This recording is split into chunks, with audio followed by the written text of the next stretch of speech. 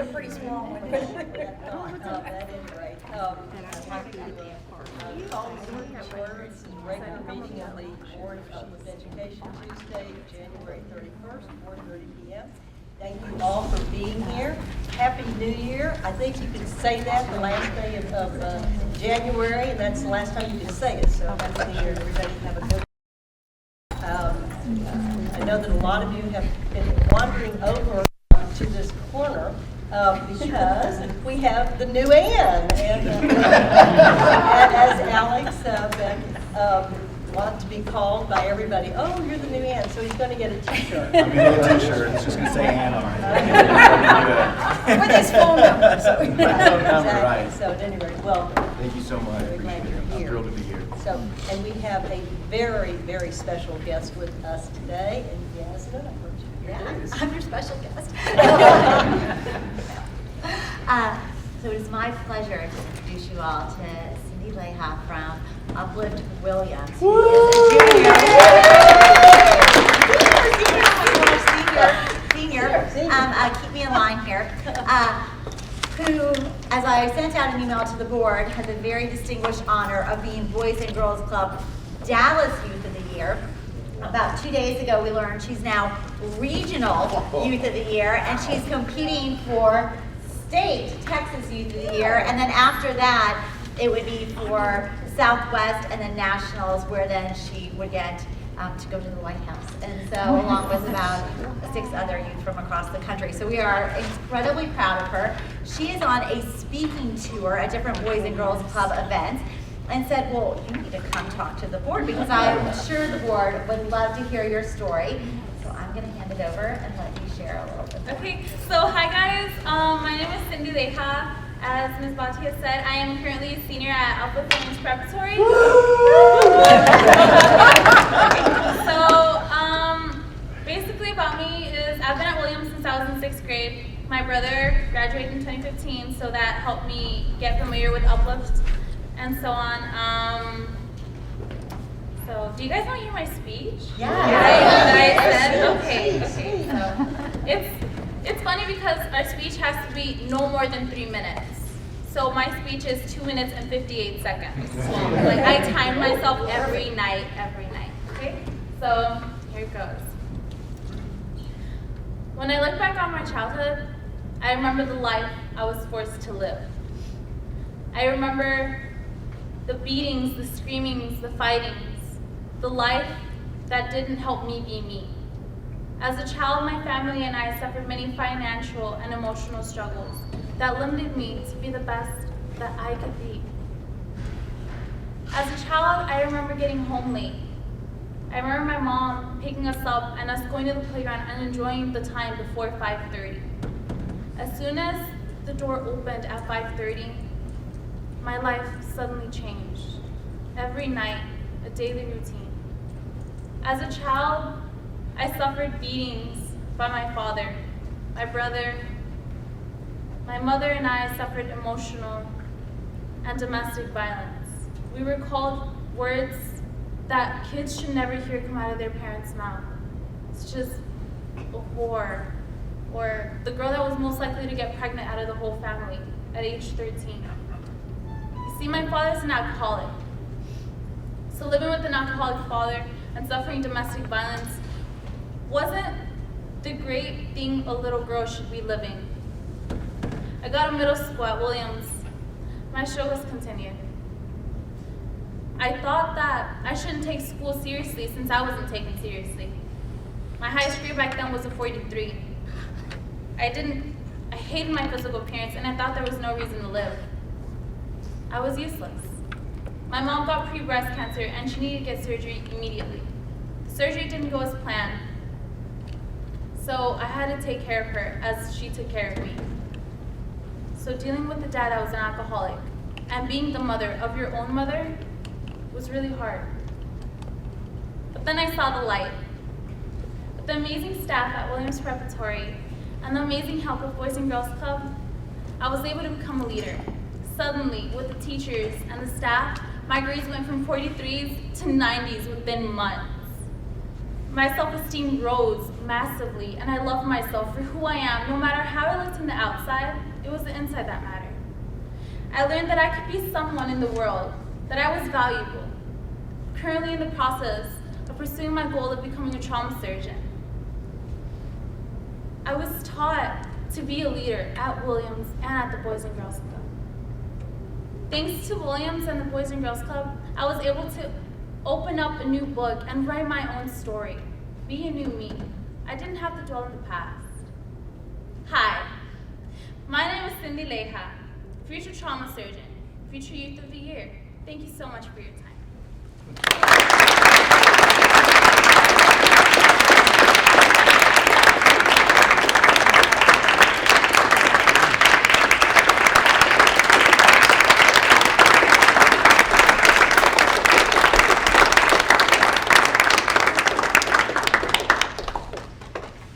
On behalf of all of us, that we have deep admiration for your courage to share your story. We're so proud of you, and I don't think there is a better youth of the year that can be selected. Thank you so much. Thank you so much. Thank you so much. Cindy, why did you have to leave so early? So I currently have a job at Chick-fil-A. You have to go. I got you with a discount. So yeah, I'm hungry after this. I work at Chick-fil-A so I can help my parents out. So yeah. Bye. Thank you. It was a pleasure meeting you. Highway. Okay. Northwest Highway. Okay. Bye guys. Inspiration to us all.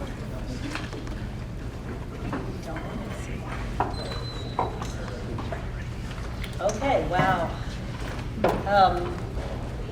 To our consent agenda, if we could, we have the minutes of the previous two meetings that have been set out ahead of time. Any corrections, comments, etc.? If not, I need a motion to approve. So moved. Second, anyone? All in favor? Aye. Opposed? Carries. Thank you. Okay, we're going to get to our regular reports. That's internally in our people, schools, and systems, and we're going to do the academic update. Rich, I think you're on. I'm not going to be speaking for a lot of this time. We have two big presentations that are really important, but I'll just talk a little bit about our executive summary, what we're working on over the next couple of months. Over the last 3 weeks and for another 2 weeks, we are currently doing our MAP. MAP is our National Norm Reference Assessment that our 12,000 scholars in kindergarten through 8th grade are taking. And that's an important year as we're getting in this data. It's our best midpoint progress check. We use that data to test the students would do and get some predictive scores on how they would do on the state assessments. That data is used to do some reteaching and interventions. So we'll be sharing this data next month after we roll up the results over the last couple weeks of testing. But preliminarily, it looks like our students, about half of our students, a little over half of our students have hit their growth targets already for the year, which is great. We need to increase that, and we'll have more nuanced data for you by school and by elementary and middle school at our next meeting. As it relates to IB, just recently we found out that Infinity Primary has been authorized as an PYP school. They just found out a couple of weeks ago. And then in December we found out that Uplift Infinity Middle School and High School for the middle years program, grades 6 through 10. So really excited about adding to the list of IB authorized schools. Before winter break, we took our second rounds of common assessments, and again, the data was largely positive with the usual hot spots here and there that we're intervening on. In elementary, there's a few grade levels at Uplift Meridian that we're concerned about. 3rd and 4th grade performance at Hampton, Grand 2nd and 3rd grade, and then Gratis 2nd and 3rd grade as well. So this is something that our primary school MDs and our curriculum team, instruction team, we have a plan going forward to support those individual teachers and those grade levels. In middle school, Uplift Hampton with math, 6th and 7th grade, and Hampton and Heights in 6th and 8th grade with ELA. Those are two areas that Anson Jackson, our middle school managing director, and I are working with the team to making sure that we're course correcting those schools. And then in high school, we have some hot spots in math, in upper level math, geometry pre-calc at Infinity, Algebra 2 at Mighty and Peak, and Geometry and Pre-Calc at Uplift Heights. And again, our curriculum coordinators, our math curriculum coordinators, making sure that they have the right resources to kind of course correct and finish off those high school math courses on a strong note. But overall, other than these areas, scores were pretty positive.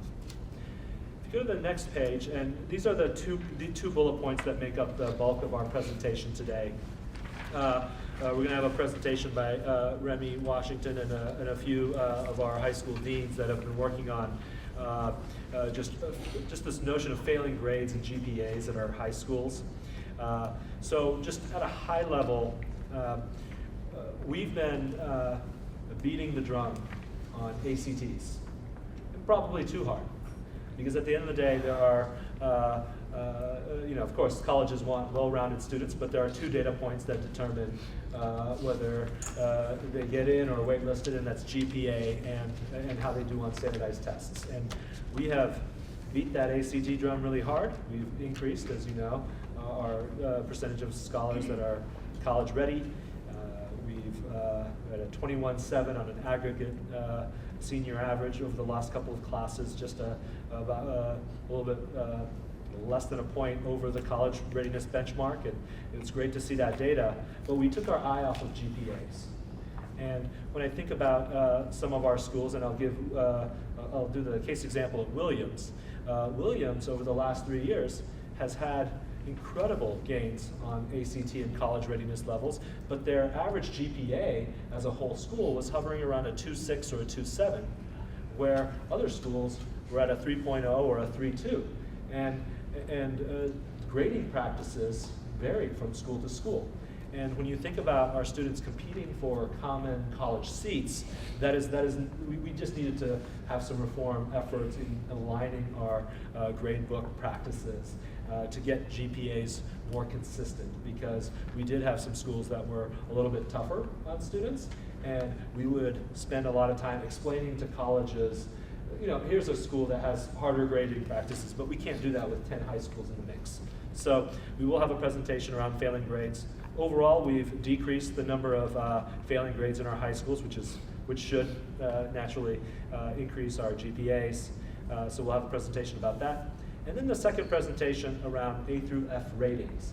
As you know, the state passed legislation around this A through F grading system. It's a very complex methodology. We will walk through it so that you understand what are the variables at play and what are the things that we need to work on to get our scores higher. And so we'll talk a little bit about that. But I know that Yasmin has sent to you how we've performed as a network, and we'll explain to you how we came up with those scores.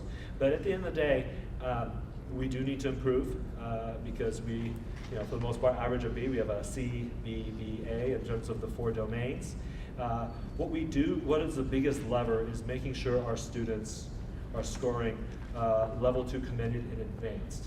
And this is kind of aligned to the work that we've been doing on increasing the number of students in the top 2 quintiles nationally, because those are the students that are going to score those high scores on state tests. And that is really the true bar of college readiness. So we'll walk through these A and F ratings today in our next presentation after I'm done, and we'll go from there. So any questions overall on what's going on in the network? Next month, we'll share our map data and what our predictions are in terms of our performance on STAR, as well as an RTC checkpoint to let you know where our seniors are versus the application process, as well as an alumni update as to college retention. That'll come next month, but just really excited about our 2 presentations from our staff today. Rich, I had one question on the math. Yep. Are we using at all the math ways that it's being done at the Dana Center for the state of Texas?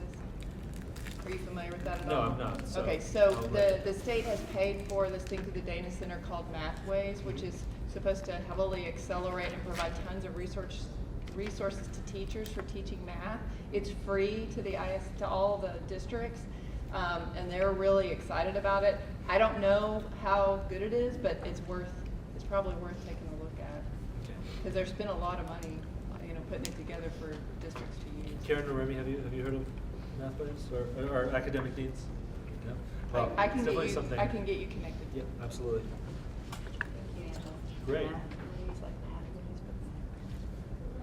Mathways, Great. Well, I'm going to turn this over to our manager of assessment, oversees all assessments from early childhood inventories to AP and IB assessments and our state assessments, Maria Yoakum, who will walk us through our A through F explanation. Good evening, everybody. I'm sure you're all incredibly excited about learning more about A through F. Chuckles. Okay. They are deeply interested. Yes, I'm sure. It's all over the news, so I'm sure you already know quite a bit about it, but I do want to make sure that you have a little bit of context. So this was required from the 2015 legislative session in HB 2804 to establish a simplified way of rating our schools and to be more transparent, is what the legislator told TEA. So when TEA designed the system, they had 3 goals in mind, and they created 5 domains based off of that, really looking to make sure that we were taking care of all of our kids and getting them post-secondary ready, whether that was college or career. And then just making sure that all of our parents and community members had an idea of where their schools stood. So in the system, each domain is going to get a letter grade, the standard letter grades we think of, A, B, C, D, and F. In future releases, not in this one, but starting in August 2017, we will also get an overall grade for the schools and the districts as a whole. So this time you saw the CBBA for Uplift, but no overall score, because we're actually missing one of the 5 domains. It's also important that you understand these ratings right now are preliminary. When they come out in August 2017, they are preliminary. I do anticipate there will probably be some changes that happen between now and when it's actually official in August of 2018. You will still see in August of 2017 the Met Standard and the improvement required ratings that we're used to with the 4 indexes. So that's all still in place for right now. All right. So let's go ahead and look at the current work in progress model.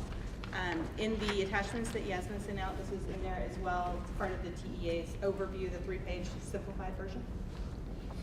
What we are currently looking at is 55% of the school's overall grade would be in domains 1, 2, and 3. These are the only domains where we can actually use star scores. Currently, the state is also looking at doing a best of domain 1 or domain 2. And then that would be about 35% of your overall grade, 20% of your overall grade belonging to domain 3, which is closing performance gaps, 35% in post-secondary readiness, and 10% in community and student engagement, which is actually a self-rated piece that we will do towards the end of the school year. And then they'll factor all that together. They said something about it being similar to how you would calculate a GPA. So it might work out like that. I don't know for sure. Who knows, they may even change the percentages between now and then. So that's kind of the basic overview here. Thank you. And before we really get into the nitty gritty, these are some slides that Yasmin had shared with us that she had received. And I think it's really powerful to show you how these letter grades are breaking down when you think about different population groups. This one in particular is the percentage of economically disadvantaged students. So you can see that as a state, we have a fairly nice bell curve with our overall ratings, and that's what these blue bars are. But then these individual lines will show you in red are very low poverty schools, 0 to 20% economically disadvantaged. You can see they have a disproportionately high percent of A's in those low poverty schools. Whereas if you look at the light blue line, the 80 to 100% poverty, which we have several schools in this range, they are disproportionately lower on A's and that sort of thing. And they're the highest group to get F's. to get Fs throughout the entire state. And this is overall on all 4 domains. When we go to the next slide, we'll look at how domain 1 looks based on poverty. Again, we see a similar pattern where our schools that have high poverty also have a higher percentage of Fs. If we move on to domain 2, again, we're still seeing low poverty, high scores. Domain 3 looks a little bit better, because this is the one we're actually going to take into account the fact that we know that there's a kind of a distribution of how we perform based off of what our poverty scores or poverty rates are. So you can see these are not as predominantly, if you have low poverty, you're going to do well. We actually do see some of our higher poverty schools doing pretty well in domain 3. And then in domain 4, it's a little bit tighter as well. But still, we have more affluent schools, more likely to get A's, less likely to get F's. All right, so let's talk about why that is. So domain 1 is student performance. So remember we had talked about earlier, the state's going to do probably a domain 1 or a domain 2. This is kind of similar to what we've talked about before with our current index 1, which is kind of measuring the overall performance of a school. Except for this time, we're actually going to include more levels. So we used to just measure your percent passing, overall, how many kids passed. Now we're actually going to say, okay, well, how many kids passed, how many kids got level 2 recommended, which they're going to apparently rename post-secondary readiness, if you haven't seen that come through. And then what percent of your kids got STAR advanced performance. They're essentially going to average those and give you an overall score. Philosophically, the commissioner has said that he wants to have 60 be the target score to get an A, no matter what grade levels you serve. So any grade levels, whether it's primary, middle, high, or whatever, they're all going to have 60 as their target score to get an A. But other than that, it's a sliding scale depending on what grade levels you do serve, and it's based off of kind of where the other schools within your same grade level are. Okay? And this is all subjects and all grade levels. I'm going to pause right there. Any quick questions about domain 1? You basically have to have pass rates to get an A of 87% on average across every grade, tested subject area, and then advanced overall of 27% again across all grades. Yeah, I mean, there are obviously a multitude of ways to do it. If you have a school that only has kids pass and they don't get up to those higher levels, they will get a D or an F. Okay, so that's with 100% passing. On the flip side, if you have a school that has 60% get advanced and nobody else passes, they would get an A.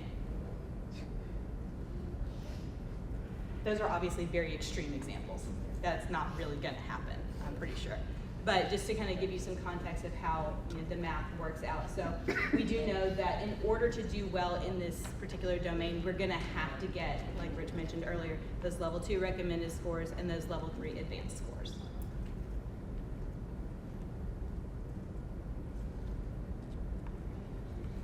Okay, let's look at domain 2. So if we did have a school that maybe didn't do as well in domain 1, but did really well in domain 2, they would take their domain 2 score, or vice versa. They could take their domain 1 score instead. This domain is pretty much identical at this point to what our current index 2 looks like.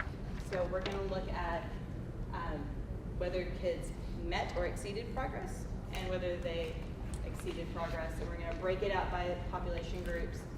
If they're a large enough group, they're going to count. If they're too small, they don't count. That magic number is 25 tests. They're going to eventually change our wording. I don't know if they're going to change our calculations, but they're going to call it satisfactory standards and college readiness standard. But essentially, they're going to add all these up and then add them across and figure out an overall score. And if you're really curious about exactly how that works and why they're doing it that way, I'm happy to go through that with you. I don't see anybody that's that curious. But in this case, again, we're looking at, by different grade spans, you're going to have different targets, depending on just who you're serving. Can I ask a question? Absolutely. So if you had your druthers on domain 1, would you more heavily weight the first element? Like, let's say give The double, passing? give double weight to passing and then a quarter weight to the other two or something like, I mean, do you think that would be a resolve? I think that I would probably reweight to some extent. But I do like the inclusion of the advanced levels because I do think that is incredibly important to have, and I think it does help push schools. I think more where I would go is when we're looking at the targets, you know, we've always kind of been told that we need to have kids pass.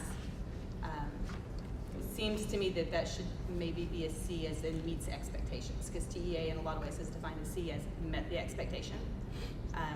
I think the challenge that we're going to have, especially from a community and parent standpoint, is really helping them understand what does a C really mean? What does an A really mean? So I think just making sure that we have scores that accurately reflect what TEA wants that to mean is going to be really important. And I know they're still working on stuff, so Right. I'm anticipating them kind of strengthening that and really tightening that up quite a bit. Right.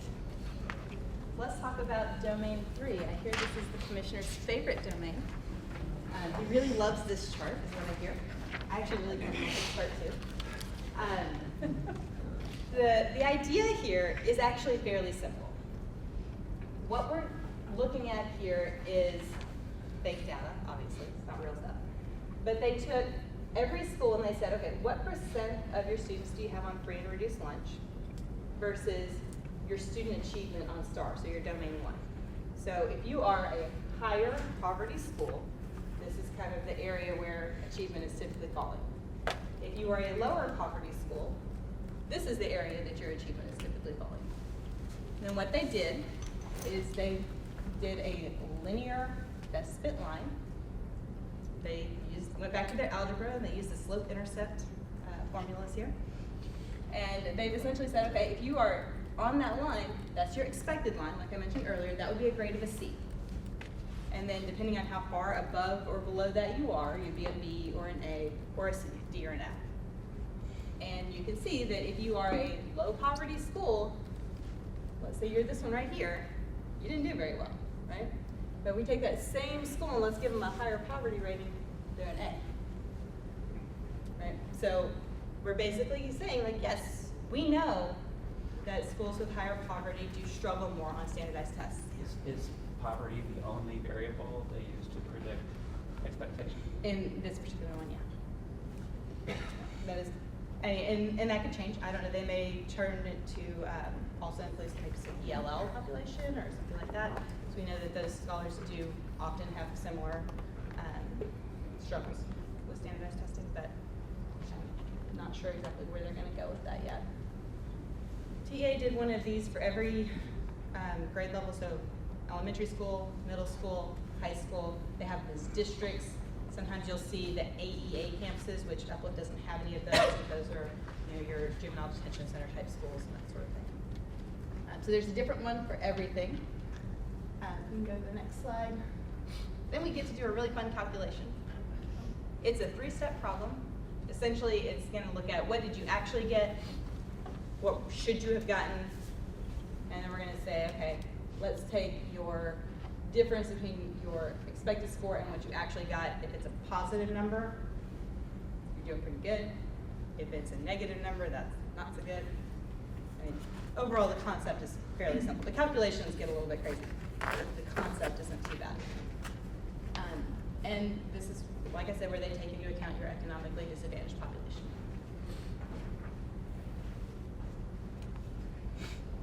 That's going to be about 20% of our overall score.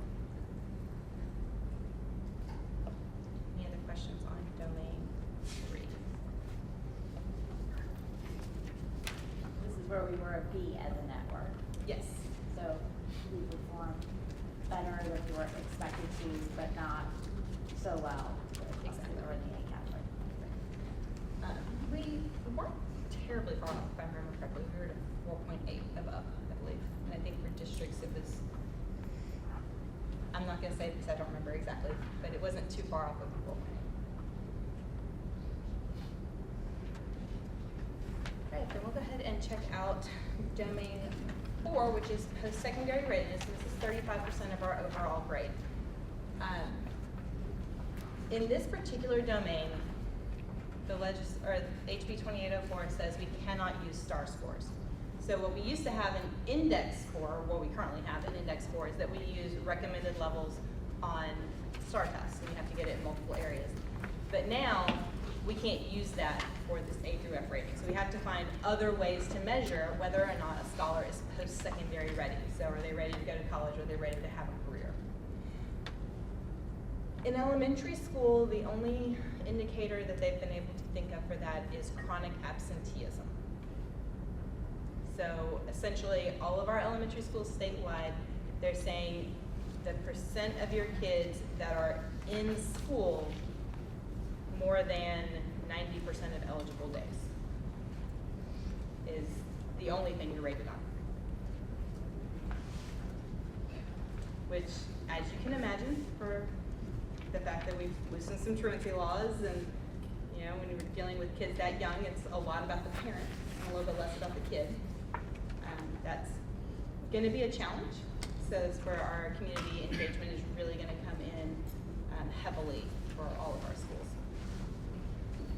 In middle school, we still have chronic absenteeism, but we also add in 7th and 8th grade dropout rates.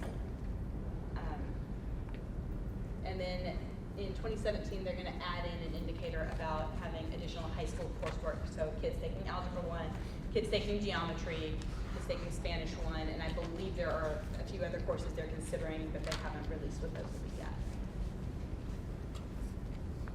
In high school, it looks a lot like what we've already been rated on. So graduation rates, post-secondary readiness rates based off of a variety of indicators such as completing CTE courses, completing AP and IB courses, scoring high enough on your reading and math, ACTs, SATs, or the Texas Success Initiative assessment. They're going to add in enlisting in the military. They're going to add in getting an industry recognized certification, which I know our CTE department is looking at doing for some of our web tech and AV type programs. They are going to change the AP-IB indicator to being that you actually have to hit the criterion score. So right now it's just you have to take the class and pass it.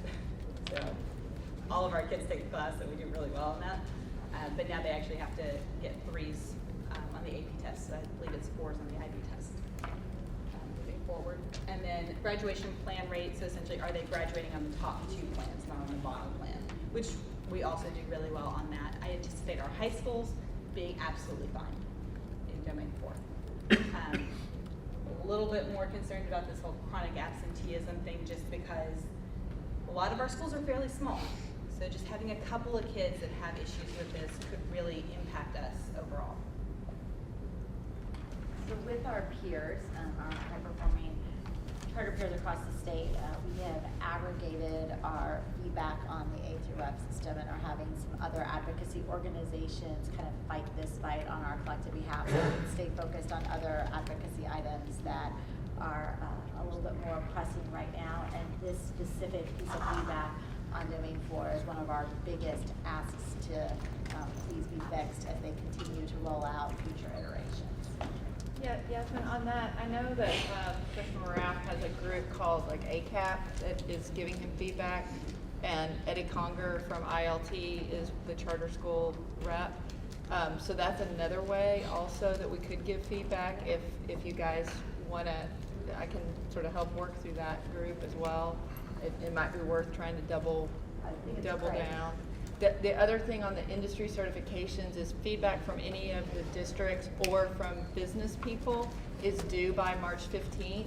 So it's a really short list now. It's only like 65 certificates that TEA has put on the list right now. And there's about 8 that are kind of IT business related. But they're open to additional certificates. The list was based only on what some schools are offering today, not what they should offer in the future.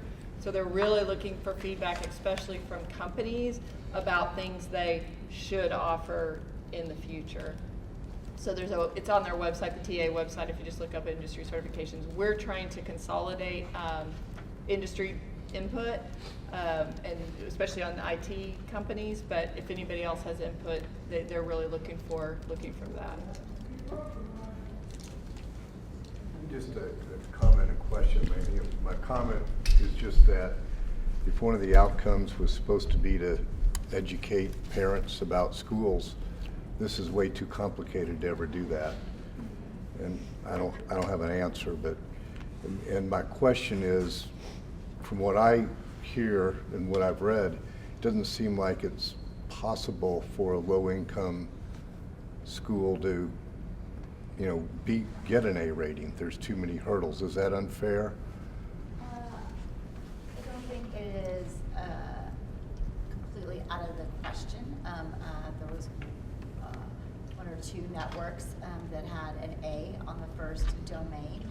So I do think it is possible, but as we saw, it's that domain one that's the hardest on absolute achievement, where less than 10% of high poverty schools scored an A on it. If I think about what we can anticipate from Uplift, like on overall absolute achievement on domain one, that is where we're going to be the lowest, because right now, and we obviously need to fix that, but it can be expected, because if children are a couple of grade levels behind, you're going to get credit on growth on the next indicator, but you're not going to get it on this one. So when we got a B on growth and a B on performing better than people expected, well, we know that because we've outperformed our local district peers, and then we got an A on college readiness. So those were to be expected. And the C on the first one, on absolute achievement, that's why we've had a push before this even came out.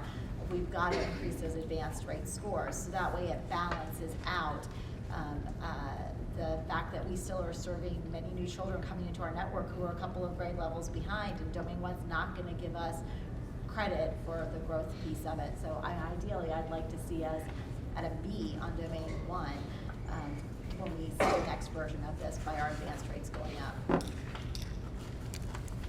In addition to consumer awareness, are these grades used in any other way? So right now, no.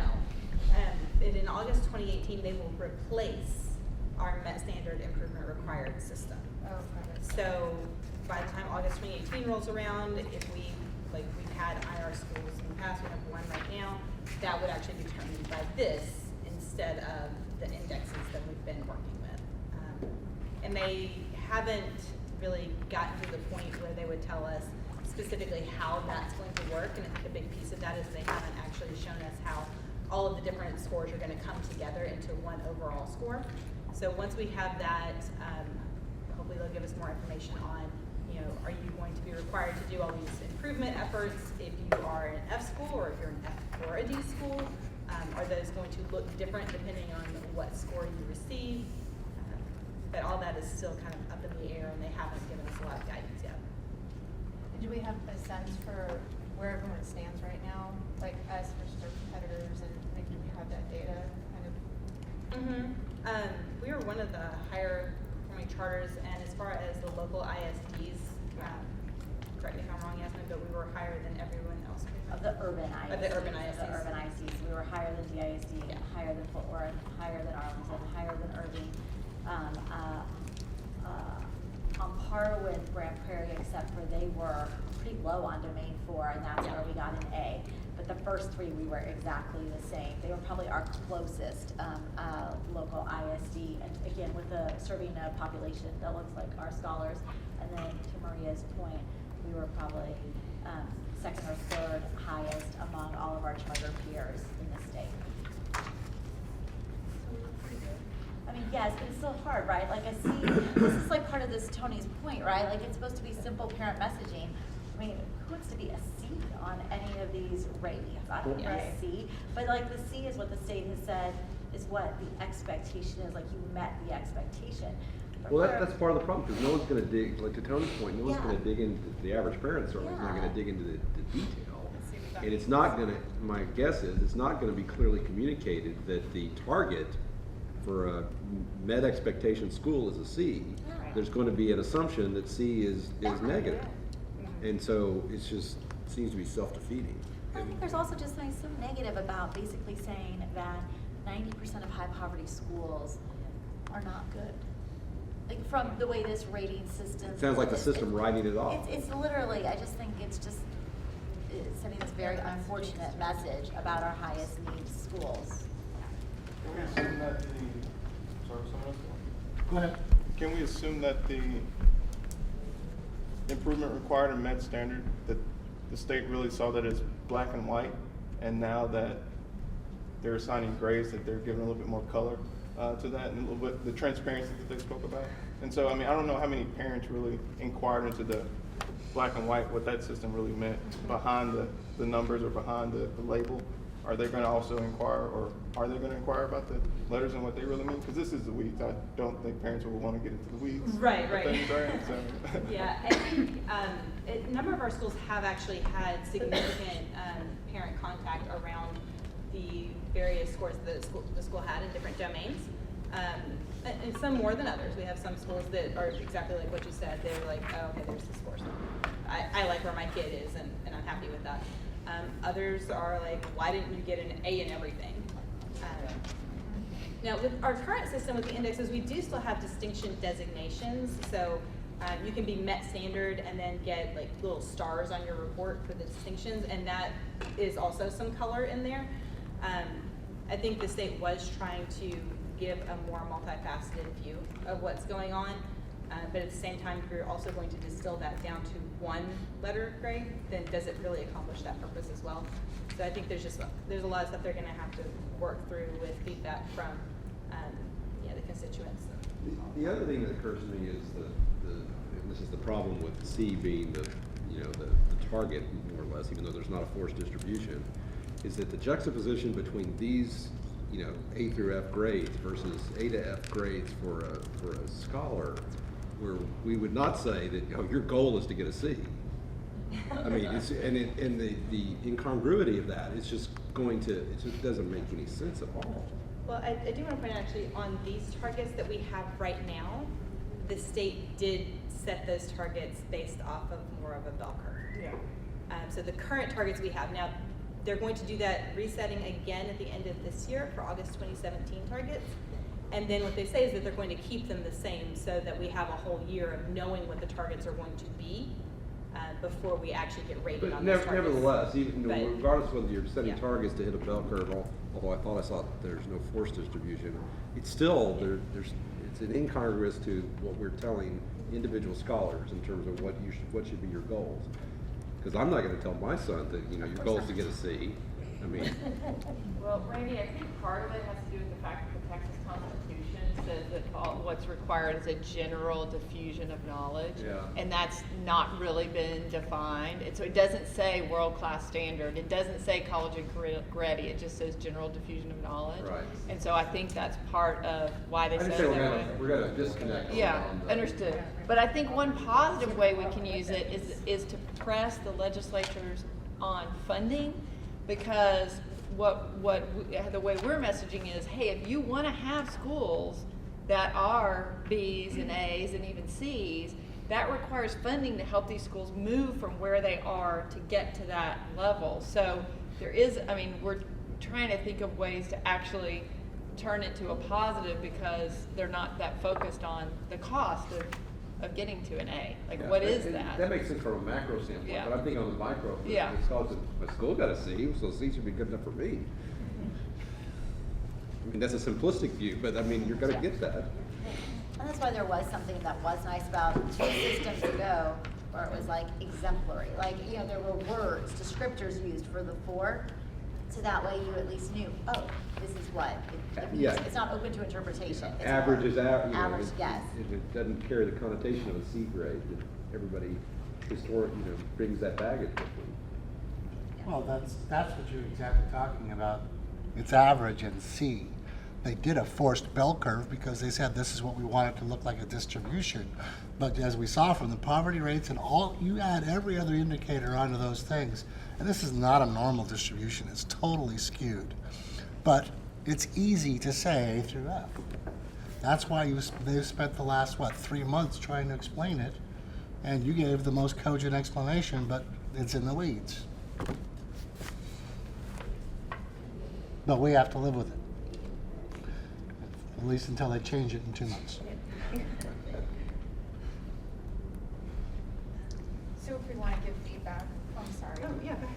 So if we want to give feedback, you're saying the deadline is March 15th? That's for the industry certification piece. Oh, Yeah. okay, got it. Yeah, I mean, if you do have feedback, I mean, I think definitely going to advocacy routes would be great, but also you can send it to Yasmin and she can work through the channels that she's been working with. I know I gave her a 3-page document already. It has already been forwarded. But I mean, I would encourage, and I can send out Commissioner Murat's email address, and like, but I mean, I don't think it on behalf of like the Uplift board, people sending a note saying, look, we've been educated on it, here's some of our high-level concerns. He's always been a friend to our network, and I think he would appreciate a board that he thinks very highly of, sharing some top-line feedback in a constructive way. I know in your handout that you have all of these slides.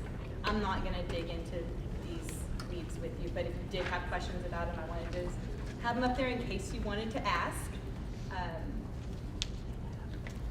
I did also want to mention for domain 5, again, it's not included in our preliminary rating. We actually get to choose which topics or indicators we include in our rating. So right now we have developed our own rubrics for various different areas such as second language acquisition, fine arts, things like that. And each school gets to pick their top 3 that they want to be rated on. Our managing directors and our campus directors will sit down and decide what that is for each individual school. And then I'm sure Rich will get to pick the ones for the network, or maybe Yasmin, I don't know. You guys can talk to each other. We'll rock, paper, scissors, and And we get to grade ourselves. yeah, exactly. Yeah. It's like so Usually- ridiculous. Everyone's going to be an A on domain 5. If we're not, then we We're have pretty to. hard on ourselves. So. No, we're gonna pick our top 3. So this will be included in our August 2017 scores as well. So then, let's go to the next slide. Just the overall uplift calculation, we ended up with a 44 in domain 1. Again, if you have questions about it, stop me. Otherwise, I'll assume you're not in the weeds here. Domain 2, we had a B. You see a lot of things counting. Domain 3, we also got a B. You can see the lovely formulas. Those of you more mathematically inclined will appreciate the slope-intercept that they came up with here. I'm not the only one that got a triple. I've got a rest on the first side. Domain 4, these are our numbers. Currently, as it stands, these are actually the same as what we had for North Hills High School, because when we changed our campus numbers, the graduates that were tied to the district were the 2015 graduates from North Hills. Again, I do not anticipate seeing an issue with that once we have all of our high schools included, because all of our high schools have traditionally also done very well in these indicators. So I don't think that's going to be a problem at all. And the last page of it, you can see all of the scores. I think the only one that might be missing on here is Uplift Williams, and I do not remember what they are off the top of my head, but Williams Primary. Our school scores were all over the map a little bit. Yes. Is there an explanation for that, or? No, I mean, honestly, most of them, while they were all over the map, they did kind of make where you might expect them to be. So our schools that like just came out of IR status, you know they're going to be a D or an F on that domain 1, which is what I thought was really understanding the rigor was when I saw Summit was a B. Are you kidding? Summit's a B? Like they're recognized as a top 300 school by the state on one list, and now they're a B here on domain 1. So the upper range was actually what threw me more than the bottom range. So I may be completely missing this, and forgive me if you have to repeat yourself on one of these. So I just have 2 questions, and the first, I think every parent just wants to know, like, what's in it for me and my kid? What is all this and what's in it for me? And then I think as a board member, I really want to know what the end game is. What do they expect to achieve from this? And I don't know if it's, you know, financial or what. I completely missed that if those 2 questions were answered. And I think that those are the things that we should be concerned about. And but maybe I missed it. Do you want to go back to the first slide? So I think it Yeah. shows what at least the state's objectives were. Okay. In trying to just, the 3 state's objectives were clear that the mechanism of getting there, not so much. Right. So yeah, there are 3 goals that be these here.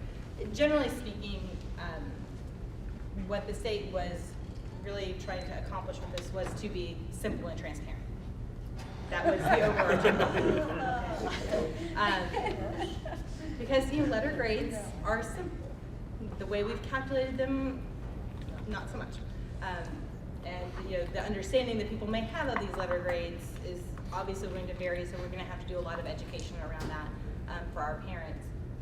But just really end game for parents being, I know in a snapshot where my school is.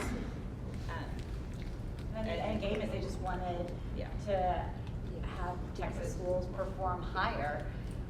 And maybe their venue for doing that is give everyone really low grades and hope that that's a motivator for performance. But obviously their end result is they hope that we'll all be motivated to action by getting these grades. Okay. Well, I think that's what I'm giving you my best answer. No, I appreciate that. That's something that's been debated a lot by a lot of people lately. Like, what is the true end game that they're looking at here? I mean, we have the things that they've given us. I mean, there may be more that they simply haven't told us yet. I don't know, but that's definitely something that's been a hot topic lately. I mean, you've asked it in the clearest, most logical way, and I think when people need to be doing that, and bringing us to the point where people are kind of raising this. And the one bright star that it's had is that we did talk at the start of this school year, because our data team backward planned from where do you need to be on advanced rates to be getting those college-ready ACT scores, and the number was 40%, which is much higher than the 27% to get an A. And so we've really been trying to message that in individual conversations with legislators as we're looking at data, and we're really far from that now, but at least knowing that end game puts us competitive on domain 1, and this reinforces the importance of it, because now this data is so public. So if we're going to find a silver lining, this is the best one we're going to find. Thank you.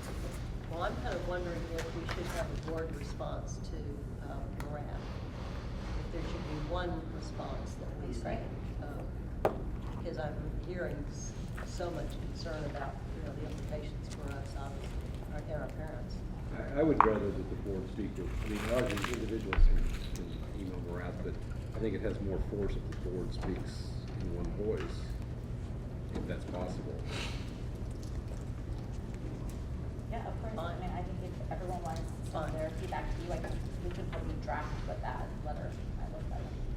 And I think it has to be frustrating to some of our school leaders, and I think for the board to speak up would be viewed positively. Well, how about this? Why don't we come up with just some dot points? Send them out, you all react to them, and see if it's something that we want to forward on. Again, I think that it's important for us to be proactive in this in a very positive way. Yeah, and I think because it's legislation that's already passed, he does not have the authority to not do A through F. So whatever we're recommending needs to be within the context of modifications to the system or improvements to the system. If you just say you should get rid of it, it's dumb, that's not within his authority. But that raises an interesting question. I don't know how it follows what the beginning of the session looks like. Is there any talk or attempt from a legislative standpoint to do any modifications? Well, the ISDs are trying to push it, but there's zero appetite in the Senate. It's not going to happen this session. I didn't expect it would, but I just wanted to. That's why modifying it has a lot more opportunity than killing it. And that's the stance we've taken with our high-performing charter peers is, let's not try to kill it. That is almost like noise that's not going to be helpful. Instead, Yeah, let's no, I would focus agree on with that, but making I it just better. wondered if there is really substantive plans and modification that we're catching, or getting, catching interest that, that obviously we'll monitor those, but it'd be interesting to see what comes out of this session. Angela, we'd like to work with you on making sure. So we'll get something out General Doc will respond back. Well, Maria, I don't know what to say. Thank you. Well done. I just want to give, just reiterate that praise. When you think about all the data that we present at board meetings, it does funnel through one person, and we're incredibly grateful for Ms. Yoakum to be able to synthesize that data. And she also spends time explaining the very messy calculations to our directors and deans across the network, so they know what they need to be managing to on a baseline front, even though the metrics that we hold our students to and our schools to are much different from what you see here. But thank you, and thank you for the great presentation. Thank you again. Thank you. So I'll turn it over to Remy Washington, one of our high school managing directors, to talk a little bit about some of the things that we've been thinking about as it relates to grading in our high schools. As you know, the grading policy is something that is board approved, and I think the last time we revisited that was a couple of years ago. So we put together a committee to review this, and so I'll turn it over to Remy. Well, if you guys thought state accountability grading was complicated, wait until we talk about high school grading. It's equally as messy. So, but hopefully we'll provide a lot more context today. I am one half of the high school dynamic duo here in Evans as the other high school managing director, and we noticed last year that we've got a couple of different challenges that we need to tackle, and grading was one of them. Just to provide a little bit more context to the frame that Rich provided, when thinking about our big goal of 70% college persistence over 6 years, we know that one of the biggest predictors of college success for students is their GPA. And so we know that just off the bat, without thinking about our current practices, we need to make sure our scholars are getting their best shot at having the highest GPAs as they go and apply for college. But also we know that that's a key component of success in college. The other part is the diploma program.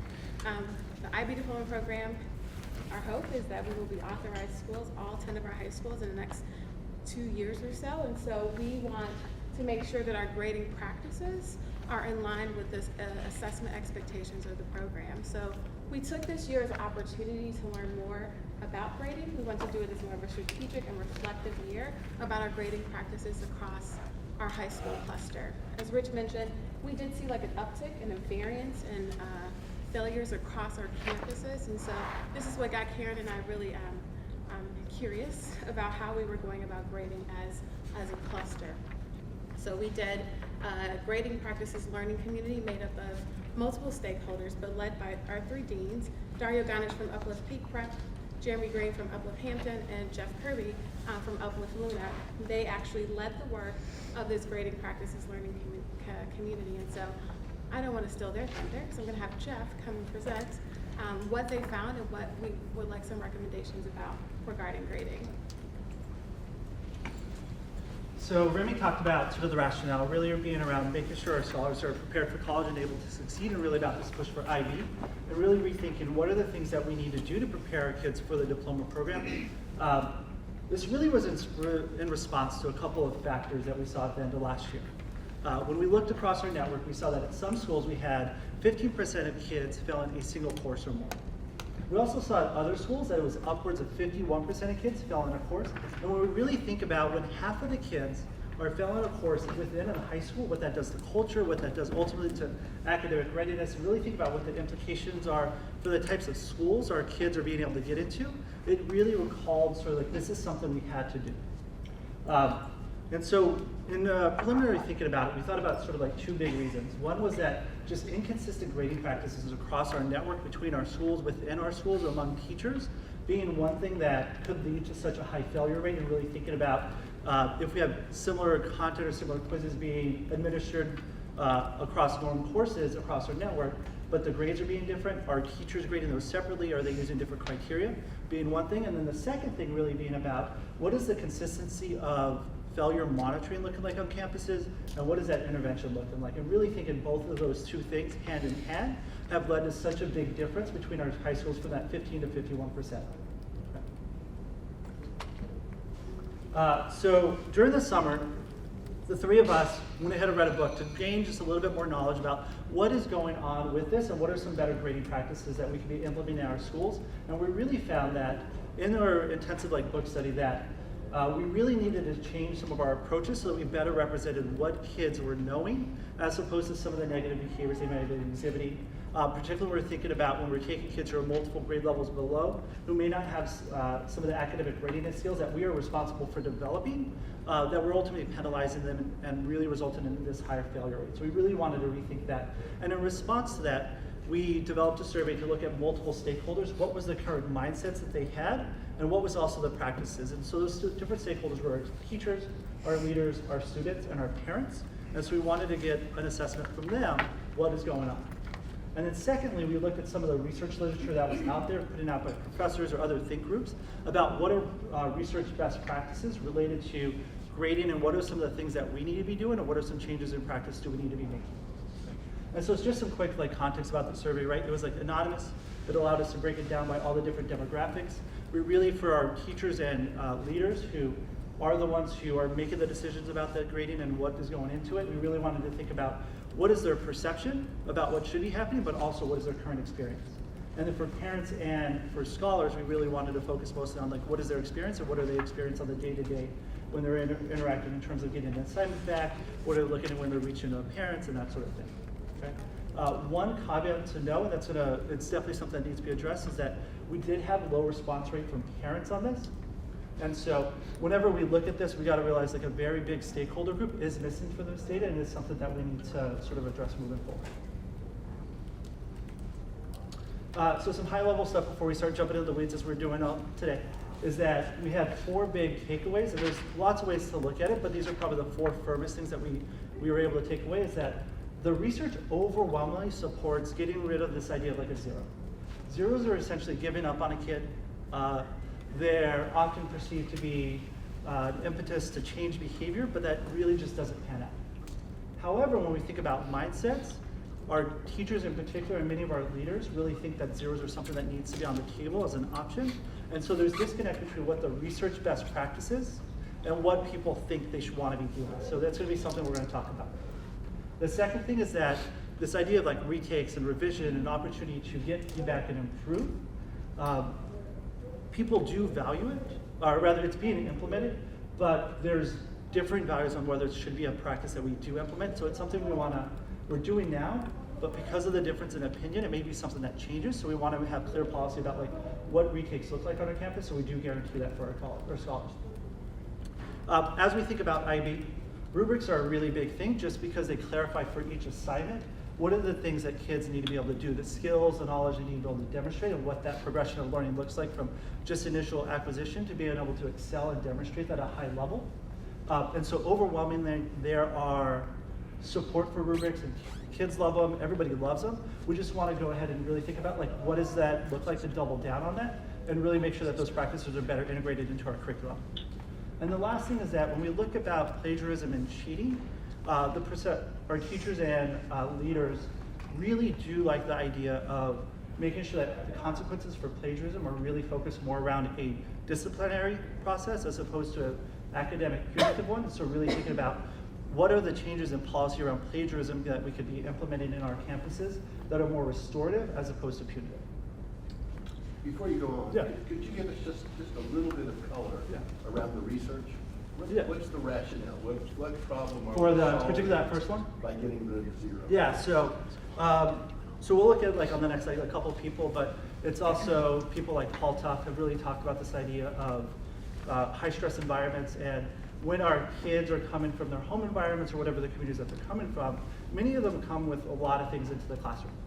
Whether that is low socioeconomic status, whether that's violence in the home, whatever it is, that when they get that zero, instead of being able to react positively to, it's almost a thing that pushes them over the edge.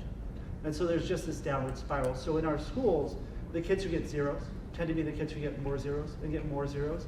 And it's almost this effort to pull them out of that. And so for our ones that are most at risk, the ones that are on the lower quintiles, it doesn't do anything for them in general. If we look at the kids who come from low stress environments, that come from places where they don't have that and they have the privilege and that sort of stuff that goes along with that, that 0 doesn't, whether they have a 0 for an assignment or whether they have a 0 given to them, it doesn't really have an impact on them either way. So in general, like a 0 does almost no impact, or it has a negative impact depending on the social, like economic status or the stress indicators for those kids. So you replace it with an artificial value? So that's actually going to be, as we like end it, it is a named thing that we need to identify. Like if we don't give a 0, what is the replacement for it? And so some of the work that we're doing is actually looking at some of our higher performing charter school peers and identifying like what do they do? So for example, Yes Prep down in Houston, they have a 50. And so we're in contact with them to try and figure out like, is that something that's working for you? Is that something we want to implicate and replicate here? What does the research indicate? What does the research indicate in terms of an alternate mixed grade like a 50? Yeah. What does it show? So I think in general, grading's not like this like flashy thing to research. Like I don't think there's a lot of money and grants that go along with it. So a lot of people say like there's this correlation, but nobody's getting into like that specific number. Like this is what it needs to be. So quite frankly, I'd be lying to you if I said like this is the number. I think we start going from like the world of like research and theory to start thinking about like what's actually happening to other schools and try to learn from their experience to shape it, as opposed to looking at the research, because there's not too much guidance in terms of like the specific. When we're talking about zeros, are we mostly talking about homework assignments that aren't turned in, as opposed to quizzes, tests, anything like that? I think it's a range of things. So particularly in the lower performing kids, there's the kids who don't turn in their homework, but also as a result aren't doing long-term projects, aren't doing essays, who also might miss a test, but not come back to go ahead and retake it. So they get that 0, they see that low grade, and they sort of give up. And so it's really about trying to think what that nice balance is in terms of giving kids feedback and about being able to coach them around it, but not necessarily overwhelming them with this like grade that ultimately tells them just throw their hands up and say, Well, what about the counter argument that I don't have to do anything and I get a 50? Yeah, I think that's always the balance, right? And so that's when we look at the peers, we start to think about how do you have a counter narrative to that? How do you continue to help them? And some of our schools right now are starting to look at like what do those conversations look like on our campus, so we're able to look at those to help shape this. But I think that, just to talk about the zeros a bit, I think it's just a numbers thing as well. It's just that when the bottom is at 0 and you get 100 and 0 becomes 50. And so even when a kid is gradually trying to improve, numerically they're out of the game because they may have a large number of zeros. And so it's really not so much about the 1 or 50, whatever the bottom is. Like we could do a 1 through 4 scale, so that the scale is actually balanced, so that you can numerically recover from a bad start, or you can show some growth in terms of using rubrics of that sort. So I think there's two things working in practice. The 0 just doesn't work out very well in terms of kids who just don't have a great start or don't have consistent performance. And I think there's a theoretical perspective around mindset that I think that it's something that we have to discuss a little bit more deeper as a cluster. So what does the research say about a retake versus a 50? Yeah, I think it's in general, this was like less well supported, but what it is around this idea that the continued growth, the continued opportunity to improve. So even if they do have a low score initially, it's still that coaching conversation that it's allowed to say like, there's still like light at the end of the tunnel. It's not game over. So do we have variation across the schools? I know, like, for example, at North Hills, it's, a 70 if it's late, or the highest you can get is a 70 at a certain time, and then there's a time where you can't get any higher than a 50. But the other schools are not all doing that same Across schools, within a school. Yeah. It's Yeah. And so that's exactly the sort of thing that we're talking about. We want to clarify what is the policy Uplift wide, so we don't have that big variance. I will tell you that it's very helpful to be able to move a 0 to a 50. Just saying.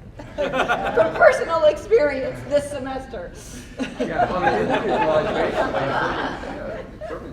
So, I want to comment about the plagiarism issue because it's not only an area of my expertise, but it's a hot topic in higher ed.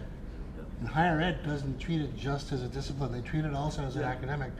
And most of the articles I've read, especially there was one in the Chronicle, I guess in October, that really talked about high schools using this as this teaching moment. And that's they use the sliding scale. They actually recommend that it's disciplinary as well as academic, that you teach them what they did wrong, but they can't get the top grade. Yeah.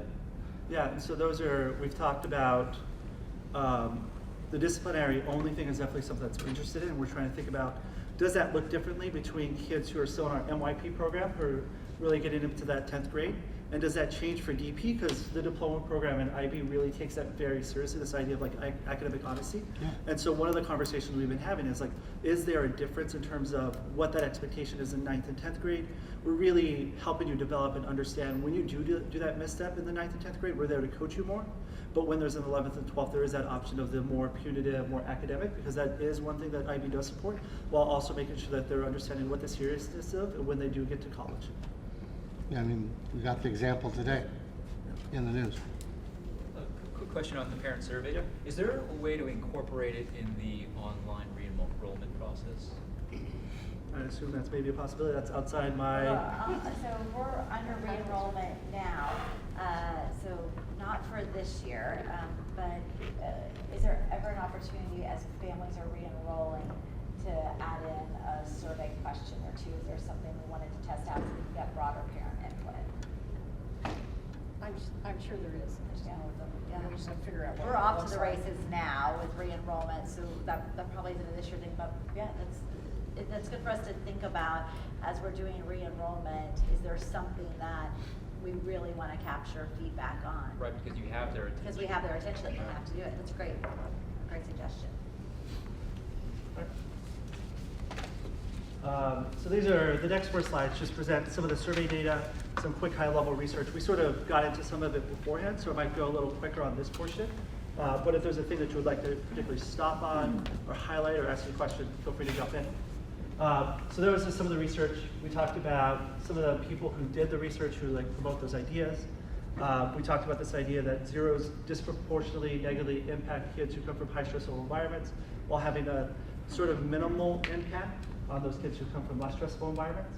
And then the thing I want to highlight though is that on the bottom is this is the perception. So if we look at our leaders, in general, there's a lot more support for a grade higher than 0 being the minimum. Whether that's 50, whether that's a 60, whether that's a 40, whatever it is, there's general agreement that as leaders, we want that. But when we think about teachers, there's only 29% support that idea. But when we compare that idea of like, what are our teachers who are the ones who are primarily responsible for delivering those grades and assigning them, versus what some of the research supports, there is this big disconnect. And so we need to think about if this was a policy that we do adopt, or we put some language around, that there is going to have to be some work around changing the mindset with our teachers and really thinking about how can they better understand what the research says and what that looks like in terms of the practices they have with kids. And so that's just something to know and something to better understand that's going to have to work that we'll have to take on. In terms of retakes. In terms of like retakes, we said that it's good to see that teachers, scholars, and leaders all say that like when kids fail, they're given an opportunity to improve through retakes and that sort of thing. But when we look about how it should be implemented, and we particularly look at our teachers, we do see a little bit less enthusiasm for that practice. And so although it's currently something that's happening that IB does support, we don't want to lose this as an opportunity. Like this might be a future thing of that culture might be slipping, the mindset might be there, that this idea that retakes and opportunities to improve right now is currently embedded, but might be something that starts to begin to diminish in the future. So we just want to really reemphasize this and clarify what the policy is around this so that we don't lose that. So this is rubrics, just clarification on each assignment, what needs to be graded, the skills that kids need to be able to demonstrate, and then at what level, the levels. So the bar graph to the right in the brown is really about the kids' perception. What's the frequency of assignments that use a rubric? On the bottom is the value that teachers and leaders see in being able to give that. And in general, there's like really strong support around this. It's nothing that people are dramatically opposed to. But it is something that IB grades all their assessments on, whether that's in the MYP around each of the different courses, or whether it's in the DP where they have individualized rubrics for each assessment. And so we want to make sure that we are educating our kids on how to understand rubrics, how they're being able to use them, and make sure that our teachers are using them frequently and not leaving it up to chance. a question for Yeah. you. If the goal is to help get the students' grades up, is there opportunities to innovate in sort of team learning? So if it's a homework assignment, pair a student with a lower performing student, give them assignments that actually they can come together and work, and then they can learn from each other. For sure, and those are things that many of our teachers are doing on a regular basis. And so those are the things like leaders and coaches are coaching our teachers around to be able to do those things. In terms of this committee, we're really focused more about the logistics and how the system works, because our coaches are spread across all our campuses and coach teachers at different schools, and yet the grades are different, right? So they're getting the same input in terms of what they should be doing, but in terms of the numbers, they may not be working out the same way. So we want to just make sure there's consistency in terms of policy. And then the last one is around that plagiarism piece. So we essentially gave our teachers and our leaders two different scenarios. Kids cheat, purely they get a 0 for the assignment, no opportunity to retake. That's the top graph.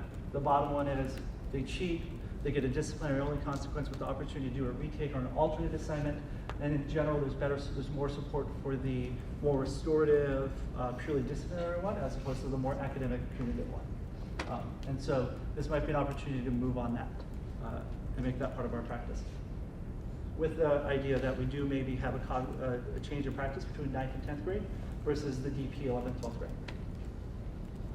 And why are you saying between 9th and 10th grade versus 11 and 12? Seems like we're doing it, to Stu's point, seems like we're doing a disservice to not make sure for both students that plagiarize and those that are teetering on the edge of considering plagiarism that there's not a clear academic consequence to plagiarism, because I think from a higher education standpoint, they're going to be, if we're trying to make them college ready, not making a very clear academic message of the consequence of plagiarism is doing a disservice.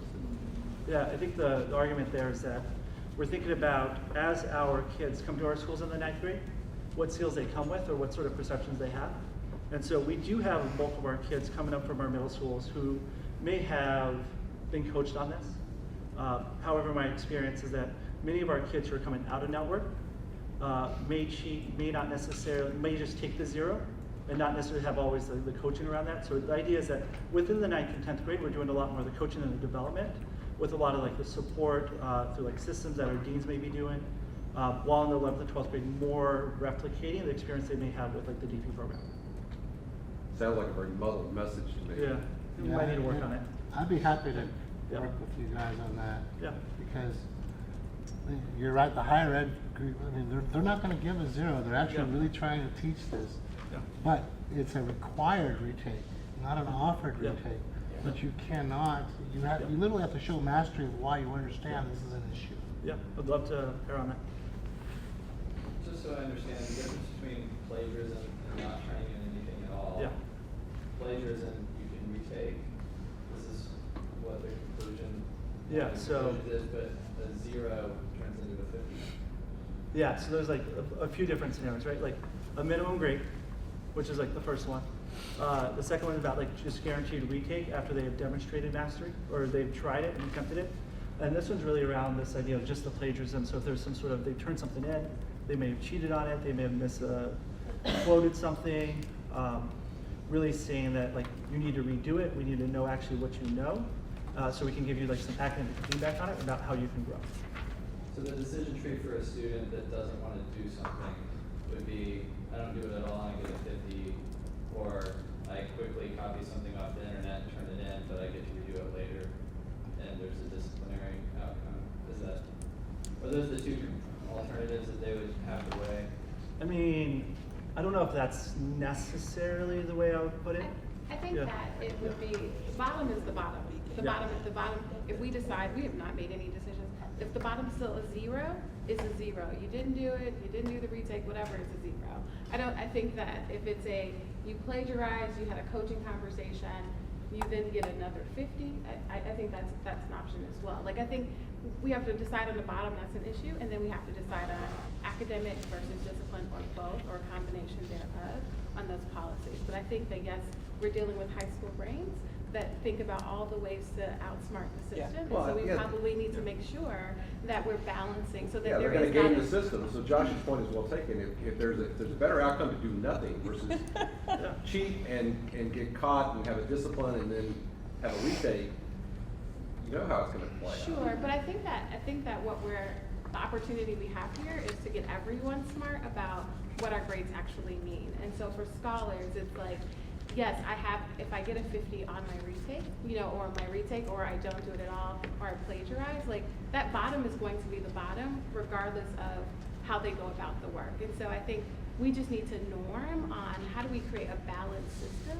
where our grades reflect what scholars know, and that if there aren't many holes, scholars are going to find the holes. Like, I think that we will try to find a really good system, and I think your point's taken, but I think we're trying to think of this as a holistic perspective, thinking about where our scholars are developmentally, and then thinking about the punitive nature of grades, which we're trying to get away from the fact that a grade can kind of end you in this place where you have an F, where you have a 50, and you don't pass a class, and you have to retake courses. So I think it's framing the whole policy around, yes, the smart outsmarting the kid, but really framing it around our GP and making sure our grades actually matter and have meaning to our colleges and to our campus leaders. You know, one of the data points that the high school MDs and I were talking about with one of our new dashboard parts, we could look at students above a 24 on the ACT.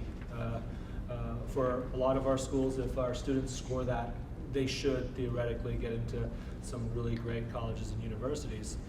I would say about 20% of the students who have an ACT score above a 24, which is considered a STEM-ready ACT score, 20% of them have below a 3.0. And so when that hits an admissions desk, automatically, high test score, low GPA, slacker. That's what they think. And so, whereas, let's say if there's a student with a 21, with a 3.8, wow, okay, but wow, he or she works really hard. And so there are these, the admissions committees are trained to make snap judgments based on these two metrics. And, I think there is this opportunity, we're gonna have slackers in high school. But again, what does a grading policy look like that really reflects what a student can or can't do? Because if a student has a bunch of zeros and ends up failing the course, that zero is that is not necessarily reflective of what he or she can do in a particular math course. It is a character grade at the end of the day. And so we want to get to the point where using rubrics, really making sure we get our messaging tight, because the policies we make are going to dictate the conversations, the one-on-one conversations that our teachers and students are having. The motivating conversations, or really getting a student to turn the corner in the junior year. That's a critical year in getting ready for college. So I think, I really appreciate the work that the team's doing, but I do think there's this policy creation and then a set of training to have those coaching conversations with students to really shape their mindset, to really understand what it is that they want reflective of them when they submit their applications to college, because there are snap judgments being made, and that's the reality, and we want our students to be in full control of what they can do when they hit a college campus. Rich, I just point out, I understand this is really a difficult subject to balance. I understand fully that being put in a hole that you can't climb out of is terrible for these kids. But it's also true that we don't want to send kids off to a school where they can't perform. And a whole bunch of zeros mean they're not performing when they were here. I'm not sure they're going to perform when they're there. So it's not just, the outcome is not just to raise their GPAs. Exactly. Mm-hmm. Consistent, It can't be artificial. Consistent and fair systems. Consistency seems to be probably number one on the list, because having the inconsistent treatment within a school or across our school is clearly the first problem.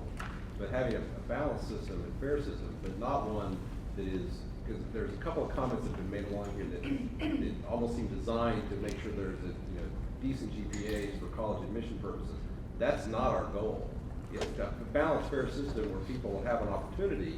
they can produce a quality GPA, they can get them into a college, that's fine. But certainly the goals got to be based on the fairness and the balance and the consistent grading, not in terms of necessarily the outcome, it seems to me.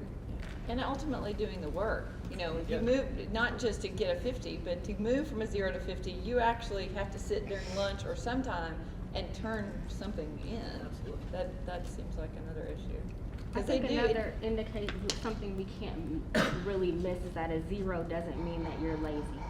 I think there are other indicators that 0 could mean many other things, and there could be, if it's a one-off, you know what, I screwed up, I overslept, I didn't do it. But if there's consistent behavior with not turning in homework or not caring about test scores or things like that, to me, that's when, before it gets too deep, we need to have some social service, some kind of input there or intervention there, because there are deeper things going on than just claiming this kid is lazy or I'm taking the easy way out. I'm not sure that that's really, as far as the Uplift kids that I've come in contact with, that's their mindset. It's not really that, because they know they can't do that if they want to continue to play sports, if they have any other extracurricular activities they want to stay involved in. They know they have to have a certain, there's a certain criteria that they have to meet. So I would just like us to caution, I'm all over fair and all of that, but not forgetting the social aspect of what these kids are going through, that can really affect how they perform. I agree with I agree with both of these points, but I would not feel comfortable sending a message to these students that a 0 is going to be treated with any sort of graciousness in college. So whatever the issues are, I think we have to be on top of those and try to mitigate those, because if they go to college and think that there's some other set of rules for not doing the work, then getting them there won't have been the victory, because they will ask them to leave. And that, I mean, how jarring of a reality if you come through a program and you play by a different set of rules than life, because life will not allow you to put in consecutive 0s. So whatever that lesson is, whatever the support systems are, whatever mechanisms need to happen, we've got to catch those as soon as we can. But life plays by a very different set of rules, and to your point, what are we really trying to prepare them for? Yeah, we're not talking about participation trophies, that you showed up. And it's not just college, it's jobs, it's life, it's jobs, college. People are extending grace all over the place. I don't believe that. My kid is in college right now and has had retakes, is messed up on a test and got to retake it. You screw up at work, you get a chance to do it over. You don't get fired your first time you screw up at work. I think there has to be a balance. It's not this kind of 0 tolerance. Let's get them as strict and get them prepared for this harsh world as possible. And it's not this, oh, it's okay, you know, we're gonna move the scale for you because you're having such a tough time. I think we have to really think about a balance and not think about just our own experience with our own kid or our own college experience, that this is much more broad, and these kids are dealing with things we have no idea, never even had to touch before. And grace is needed, and I think in order to extend grace, you have to receive grace. And I don't know, I'm not quite sure I agree with that. I don't really know what the balance is. You guys are the experts, but I know that there is more of a balance than what we are offering through this conversation. I think what we found is that moving to a rubric-based grading scale or grading system will definitely help us answer a lot of these questions. Right now, if we look at our current system, it's disproportionately affecting our kids. They have 69% chance of failing and 31% chance of passing. And like you just mentioned, we don't know the backgrounds they're coming from. We don't know why they got a 0 for not turning in that homework. Was it because they came from a home where there's abuse, or they had to take care of siblings? They had to work till 11, 12 p.m. and fell asleep when they got home. There's a lot of other factors that research shows is disproportionately affecting kids. So moving to a rubric-based system where it's proportional where they really can show us true mastery, and we can grade them on mastery and not just effort, and teach us character skills through in a different way. I think a combination of those two will effectively lead us where we need to be. Like Rich mentioned, we just have to talk to kids as well and teach them how they can take ownership of their own education and learn what does it mean for them to pass or fail, whether that's a fail with a 60 or a fail with a 40 or a 0. And I think another thing that hadn't been mentioned yet, to go through and think about this, because I think we all agree we don't want to support the idea of getting something for absolutely nothing. But when we take into account the grading policy and grades through most high schools transitioning into college, in high school, like for a given high school course, if you give 1 grade per week, which is kind of light on some averages, you're looking at about 18 grades altogether for that particular semester to go through and form that A, B, C.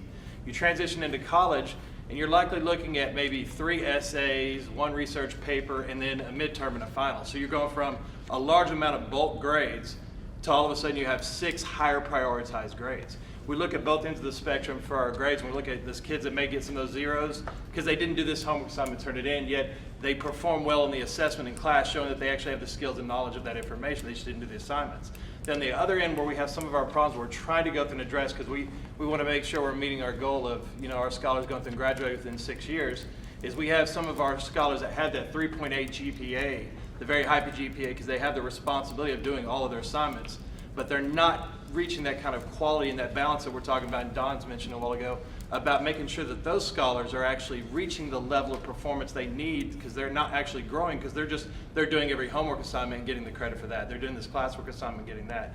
And so that's why we're kind of looking at the idea of recreating that balance, so that we actually make sure we're prioritizing where our grades need to be, so we are sending our scholars off with the skills necessary to graduate from college from both ends of the spectrum. So I think we've accomplished what we wanted to, which was getting early input and quality discussion around this. The team had wanted to bring this early before it was coming back to you for a formal policy to get this input. So I appreciate the team's efforts on this. We got lots of good input to take, and you will see this again 1 or 2 more times before it's ready for official approval. And we'll reach out to those folks. We can really actively discussion and want to continue it more offline outside the meetings. Thank you very much. Jeff, thank you so much. Remy, thank you so much.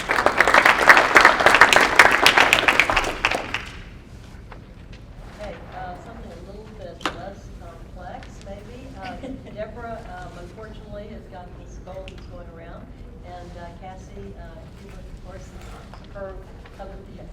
is her staunch ally in college. So thank you. Absolutely.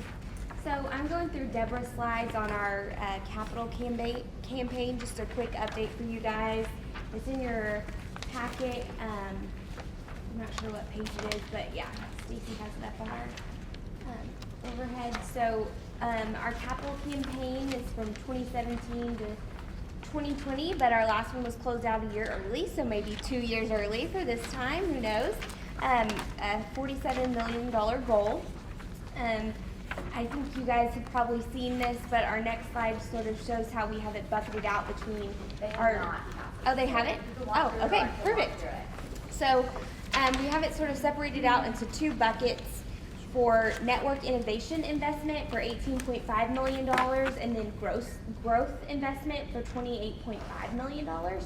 So I'll walk you through those bullet points of our network innovation investment first. So this is tied to our goal of 70% of our graduates earning a college degree within 6 years.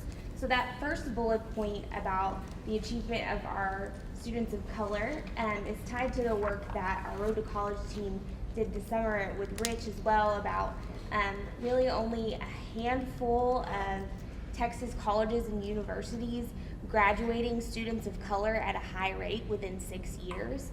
And so us really knowing that we're going to have to really push for our students to be able to be accepted to those universities, and what are sort of the innovations that we can do to push that academic achievement. So sort of the dollar tied to that are things like the additional math teachers that we've put in some of our 6th grade math classrooms, where we've had a full-time teacher of record that has been in the classroom working on our 6th grades. We've piloted that at a couple of our middle schools across the network and seen really great results from that. So with more dollars, we could have that across our middle schools. So sort of the dollar tie there.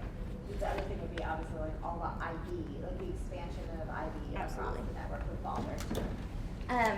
Investing in a public ISD collaboration. So all of you guys know about our partnership with Grand Prairie ISD, E2, Education Energized, and Uplift Lee operating within Lee Elementary. So being able to have another innovative partnership with another local ISD. We know that the deepest collaborations that we can have with other traditional ISDs happen with these type of partnerships, where it's a school within a school kind of partnership, and we need additional funds to be able to operate those for things like having a project manager to do like the year 0 planning and manage all of the operational sort of things that have to happen before we launch those partnerships. We've also used capital dollars for things like joint trainings for our Grand Prairie ISD teachers and Uplift Grand Prairie ISD principals and Uplift principals as well. So funds would go towards that. Expanding our college and career counseling. So our Road to College program, historically was started with gifts from generous philanthropists. It still is supported with philanthropic gifts. So continued support of our Road to College program is going to allow us to further innovate in that program, and then also allow us to expand out into some career counseling, which I'll talk about in a little bit with our career trips that we've been doing for our juniors. Expanding our pre-K partnerships. So right now we have partnerships with high quality pre-K partners like Mia Spolita, Child Care Group, and Child Care Associates in Fort Worth. And as we're building pre-K into our models for all of our new construction, as we're opening White Rock Hills and preparing to open up new schools in Fort Worth and building pre-K into those buildings, we'll continue to expand on those partnerships, which costs money and needs people to manage those partnerships. We'll need the funds to do that. Expanding wraparound services to support our families. So we're opening up schools in communities that have high need, and the wraparound services that we need to support our families cost money. Things like parent education courses, offering GED programs for our families, expanding our social counseling services, all of our things where you see blessings in a backpack, our weekend food supports for our families that happens at several of our campuses. All of those sort of network of partnerships, dollars will support expanding those services as we continue to grow.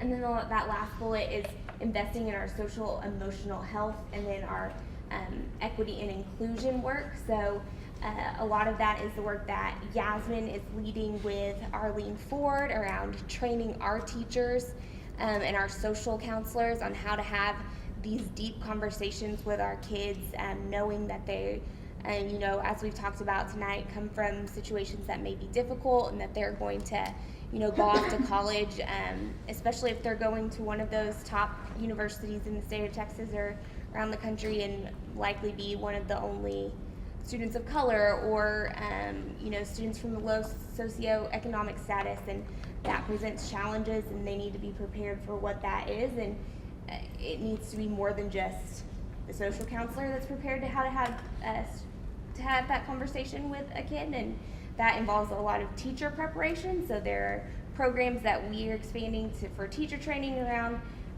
equity, inclusion, and social emotional health, a panorama survey of SEL that costs money to give to our students, and those kind of services that those dollars will go to support. And then growth investment is pretty straightforward. Those dollars go to support capital for us to be able to open up the new schools that are in our strategic plan. So that's 4 Dallas County schools, 6 Tarrant County schools, and then that ISD partnership. So as far as our actual dollars raised so far, of that $47 million, as of January of this year, we're at $17 million. So I've been approved to tell you that we have $3.35 million from the Sid Richardson Foundation, $3.35 million from the Klein-Heinz Family Foundation, and $500,000 from the Paul Andrews Foundation. Those are our most recent gifts, and all of those are towards our Fort Worth expansion. So we're continuing outreach to close our Fort Worth expansion gap, which is about $9.8 million. And then next step is really focusing on funders with interest in funding those innovation needs that we just went over. Again, it's a 4-year campaign, and we're about a third of the way there. And Deborah and I have a detailed prospect list, and that gets us to exceed that goal of just having conversations. Congratulations. I have a question on the innovation side. It looked like a number of those, or maybe most of those, were what I would consider annual recurring costs. They are. And so we've targeted 18. So how many does that 18, whatever it was, 18.7, does that cover just the 4 years of the campaign? Yes, yes. So that's going to be something we'll have to continue to raise that money on and The on. network actually raises about $5 to $7 million a year anyway to cover our overall. Those costs. Yes, exactly. And so what we just decided to do was bundle it all together into the campaign versus having a annual operating raise and then the new schools piece, but rather bundle it together, because some of our donors are actually indifferent between growth and innovation. They just want to give to the campaign. So we felt like it was better and more and simpler to just aggregate it together. But it's actually no different than what we have been fundraising for over the course of time.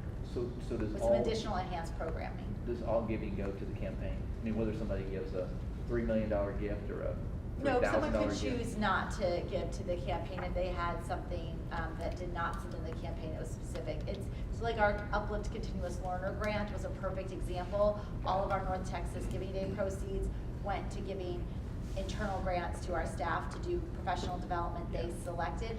It's a pretty small amount that does not go to the campaign, but I couldn't say technically yes, every single gift goes to the campaign. We still have a couple of federal grants we're getting ready to apply for that are in the millions of dollars, and lots of individual gifts that come in with no designation that we might put towards our alumni scholarship fund, that kind of thing. So this doesn't come, there are lots of other gifts that come in that aren't necessarily for this. But really, if it's a meaningful gift, it's going to Shall we go on and have Sure. you tell us about some of your success? I'm sorry, y'all's printed version, I tried to use a cute font and that did not work out well. So Stacy has a better version that he's gonna put on the screen that is maybe a little bit easier to read. So I just have a few updates on our junior career experience field trips. So just a reminder about our goals of the initiative to just expose our junior class to potential career paths through visits to local corporations, and give our junior class some context for thinking about best fit college and career matches. And then I just reposted the sample overview of the trip agenda, just including the career panel, campus or office tour, lunch, welcome from a company leader, as well as an introduction of the company or industry they were in, interactive career or industry related activities, and then some sort of wrap up or closing as well. So far, about 45% of our junior class has been on a trip, and that included students from Infinity, Mighty, Peak, Hampton, Luna, Heights, and Williams. We visited Pizza Hut, BDO, Deloitte, United Way, HKS, and the Federal Reserve Bank. And then we have future trips planned for this spring to PCI, Floor, Compass Health, Crow Holdings, HFF, Southwest Airlines, AmerisourceBergen, Capital One, and Freese and Nickel in Fort Worth. So by the time all of those trips have happened, about 636 juniors will have attended a trip, which is almost all of our junior class attending one of those visits. So just a few key learnings from planning these trips. As many of y'all might know, we really didn't start this initiative until November, as Pizza Hut was really generous to offer this for us. And when theirs was so successful and they offered it to us, we decided, like, why aren't we reaching out to all of our other corporate friends and partners? And so it was sort of a mid-year sort of rollout. So ideally, like, the rollout happens earlier in the school year in the summer. It's more comprehensive and involves all of the key stakeholders. Really, a key group that was left out that I've realized in our planning was the junior teachers, and they're really the ones who are planning these and are bringing the kids with them. And I've realized as we're planning these, and they're my planning partners, like, some of them I'm not sure have gotten any information about it other than me being like, are the buses booked? And, you know, I'm needing to take several steps back to make sure that they have all that information. So really just being more thoughtful about what that looks like earlier in the school year. Surveying stakeholders earlier in the year to gather preferences for trip planning. Again, I think that's just to help campuses make this more logistically feasible for them, and on our end, and also helping our corporate partners to be able to plan earlier in the year as well. And then I think what we've seen from the trips are that, you know, we've seen stuff that's really industry specific. Like, I think about HKS specifically, they really wanted kids there who were interested in art and design and architecture and engineering, and they really only talked about like their specific industry. And then we've seen the opposite end of the spectrum with a group like Pizza Hut, who talks about like every single different kind of job you could have there at Pizza Hut. And there are lots of different ways that these trips have worked, and I think that we've seen incredible value in all of the trips, from the engagement of the employees and the engagement of the kids. And then the last bullet is just we want to work around formalizing pre and post work for our scholars, what that looks like for them, what to think about before they go on a trip to prepare, what is the post work after the trip, and then as well as what is that post appreciation for the host company. That's something that the school can do to follow up and thank them for that experience, continue the stewardship of that company for continued opportunities in future years. I know that we all want to thank you because you really have spearheaded this, and thanks to our corporate partners. Amy, thank you very much for one of our very first and totally successful. So we look forward to expanding this program. Yeah. So, Can I ask a quick question about that? Do the students sign up by interest, or how are you doing that? Yeah, it's been a little bit different at every school. So for some schools, if a company can host 100 kids, then the entire junior class is gone. And then with a situation like HKS, since they wanted students with a specific interest to come, we had kids sign up. Or the HKS had groups of kids from 3 different schools who came, and in one situation an AP level art class came, and another school had kids from a graphic design class sign up. So it's varied by company. Some schools have them sign up by interest, some schools sort of go based off the host company's capacity. Let's get together offline, because when we offer tours, we have to do it this special way. Sure. and anybody else, make sure you talk with Kathy after the meeting. That would be terrific. I'm going to readjust slightly the agenda as we're nearing 6:30, and we have some items that need to be voted on. So if you go to the second page of your agenda 5, we've got 3 items that need voted. And then, but don't leave, because we're coming back to finance, which will do a brief update, but also talking about senior executive compensation committee that Jack's been heading. So just want to make sure the resolutions get taken care of now. I believe we have the first item up as what we call a reimbursing resolution, so that we typically have one of these in place sometime after we do a bond and before the next one's upcoming.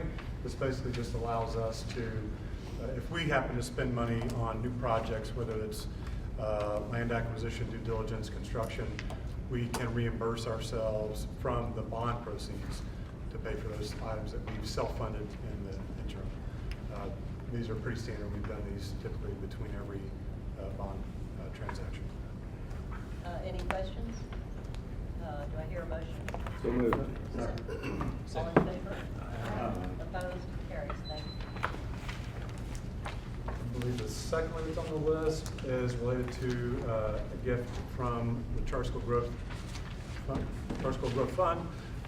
And a component of their gift is grant, another component of the gift is a loan, and the loan component needs board approval before they would disperse funds. It's $700,000 of their $4.X million gift is a loan component. Last time we outperformed, so they forgave the loan.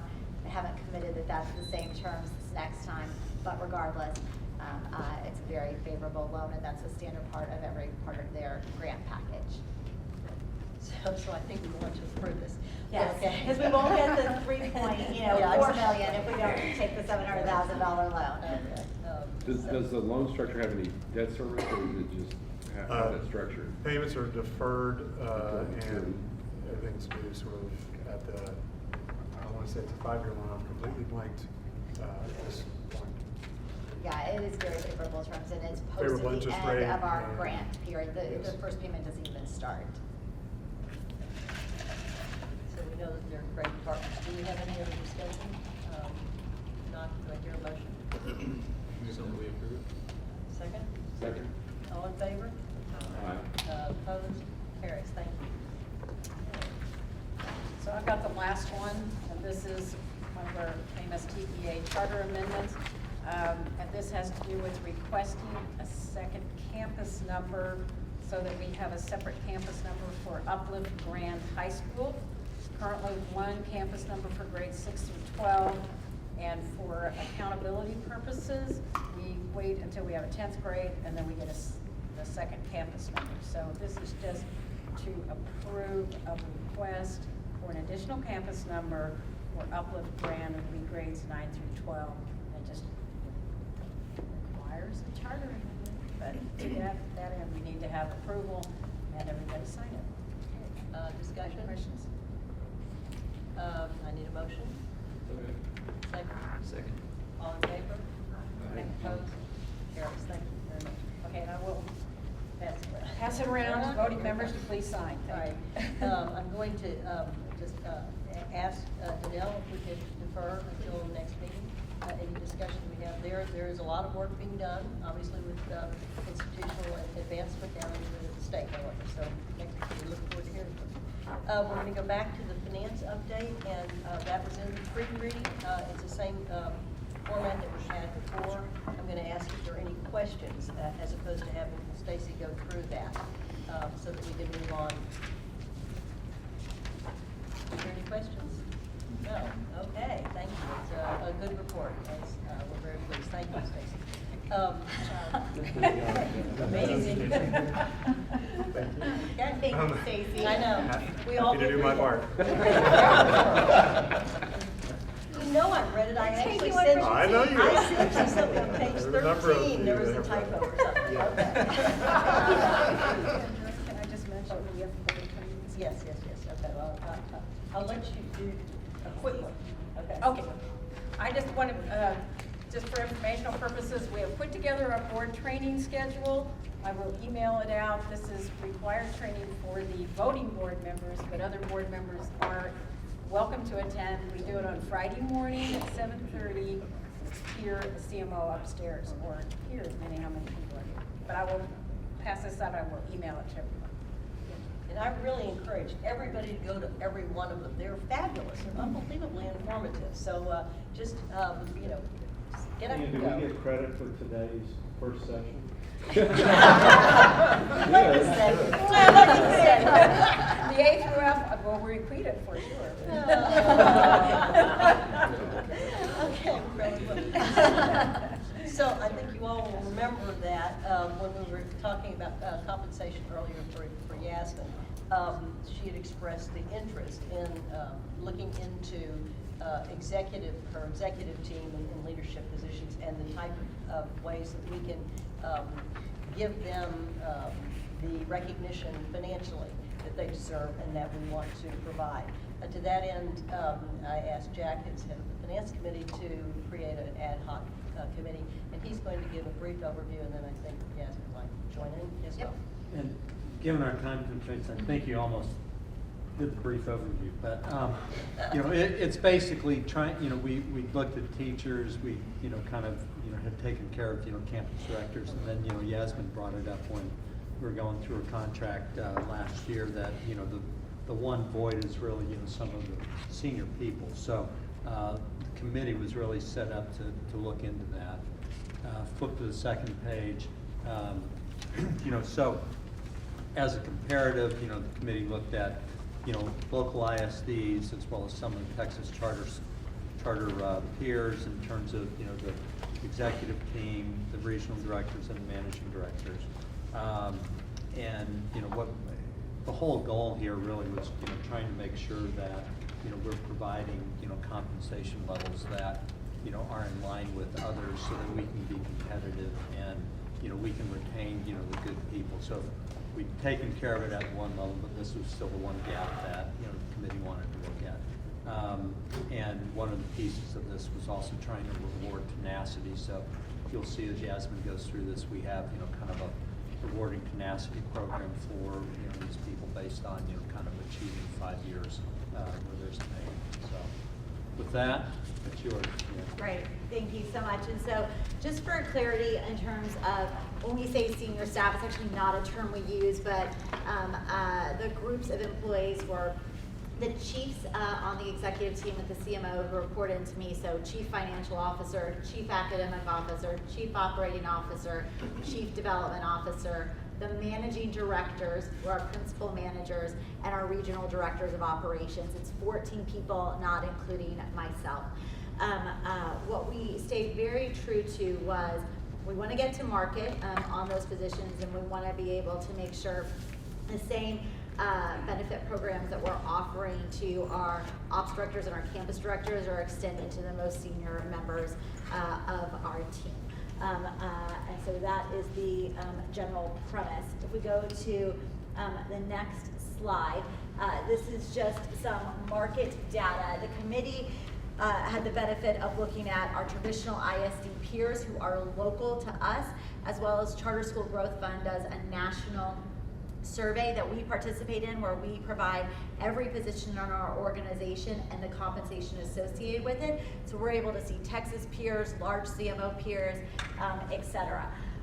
What we saw is that basically for Texas CMO peer averages for heads of schools and chief positions, it is $130,000. Yes, prep is an anomaly of all of our Texas peers. It is driven by two factors. One, they have no primary schools, so their average funding per student is higher because they're getting CTE funds. And second of all, they raise $6 million for every new school they open versus our $2.5 million. And that means they take out less in bonds and hence have less debt service that they have to cover. So they were an anomaly on the comp piece. Then executive director is basically DISD and Irving ISD's language for MDs. They have these very complicated bands, but in essence, the midpoint on not the lowest band, but kind of in the kind of early years is in the 135 to low 140s. And then when we looked at our regional directors of operations, who, like our managing directors, manage a cluster of schools from a non-instructional standpoint, it ranged from 90,000 to 100,000. One point that I did not make at the start of this that I think is really important and kind of is an important cultural signal for our organization is we started this market comp work with our school leaders first 3 years ago and got our school leaders to market. We then went to our teaching staff and got our teachers with 3 or more years of experience to market and closed the gap for teachers in year 1 and 2. We will continue this next school year to close the gap even further for our first year teachers. And so really, I'm so grateful to many of my senior leaders who are over here for being patient as we made sure that our staff who was closest to our scholars were taken care of first. So if we quickly go to the next slide. What basically our recommendations were is that we would set base compensation slightly at or above our Charter School Growth Fund Texas peers for all of the positions that I mentioned. We also want to recognize length of time in role. We think it's super important once you get to this level of seniority. We're not expecting people to move professionally every couple of years. We want them to stay for 5, 10 years in these roles, having expanded impact. So we get part of the way to market in years 1 and 2 in the role, and then get fully there when individuals are beginning their 3rd year in the role. But we still believe that in those 1st and 2nd years, we are competitive while recognizing tenure. The other way that we recognize tenure, and Stacy, if you don't mind, next slide, is what are special bonuses and incentives? And I want to commend the board because a couple of years ago when we talked about this for school leaders, you all helped us come up with the idea of rewarding tenacity. That's our bonus program for ops directors and campus directors, where if they stay 5 years in that specific role, they earn a one-time bonus of $25,000 for campus directors and $10,000 for ops directors at the end of that 5 years, and then the cycle can re-kick in again. The time when we weren't able to financially expand the offering of that program, and what we found is it is truly unique and differentiated among our CMO peers and among our ISD peers. So the second part of our recommendation, in addition to moving those senior staff to market, is to also offer rewarding tenacity to them. What we found, as I mentioned here, is the traditional ISDs have no special incentive program for their senior staff. And yes, Prep and Uncommon, interestingly, both historically gave their senior staff a 5% across the board increase every year, and have since moved that down to 3%. Yes does have a committee that meets annually if there's any anomalies for a specific individual that needs to be taken into account, but it's very rare. An idea says and markets up to 12%, but would not give us information on where that average actually falls in terms of that distribution. That compares to us at Uplift, where our annual salary increases for our senior staff are up to 6% based on performance. So we felt like even on once we get our base salaries to market, the annual ongoing increases were actually fairly competitive with having increases that are up to 6%. And then with the next slide, I'm not going to get super into the weeds on this because I don't really think the board is going to matter, other than we're going to offer rewarding tenacity to all those 14 staff members. There has to be some way of rolling it out and grandfathering people in and accruing historic years, and the committee spent time figuring that piece out. And so we'll share that with each individual. And then the last slide here, it's just the total program cost with these base pay adjustments for next school year, which is already built into the budget, and it's actually built into our ongoing pro forma, so it has complete financial sustainability, is about $300,000. Rewarding tenacity would not kick in and be paid out. The first people who would qualify would be 2018 and 19. And as I mentioned, again, this is built into our pro forma. We've been planning for this for the past year of how can we set aside some dollars we had put for continued increased teacher compensation to be able to recognize the most senior of our staff. So I am very excited to get to share specific numbers for each individual, and the committee has seen for each of the 14 members specific salary increases that will apply for them and where they are on their rewarding tenacity bonus. And we're in the process of mid-years right now, so we'll make 14 people really happy over the next couple of weeks. I might have 14 voicemails tomorrow. But I do want to thank the committee who met several times and then over email to really get this refined. So thank you to Jack and Amy and Tony and Melissa who are part of the committee. And Stacy and Diana Myers. So yes, of course. A lot of good information. Do we have any questions? I just have a comment.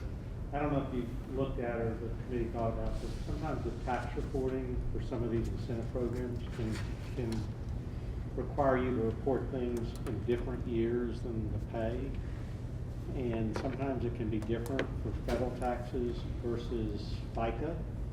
And so you may want to have somebody look at that before you start rolling it out in terms of how it Are you might talking about on the rewarding tenacity Yes, piece? that's or? what he's talking Yeah. about, yeah. Yeah. I'm assuming that would be no different than the rewarding tenacity they already have in place, right? It serves as a I don't know. one-time I, bonus. I'm just, I don't know what it is that they're doing now. I'm just saying, I've seen examples where people put programs in and they're thinking about it from financial reporting or whatever, but the tax rules can, you invest in something but you don't, whatever, it might actually have tax reporting implications versus when you get the money. We'll invite Ed to be a part of our committee. That can make sure. No tax We'll make sure to do that check. That's a good question. I mean, it's a payroll. It's really more of a payroll as opposed to financial reporting kind of deal. That's why we have finance people on this board. Thank you very much. Anything else?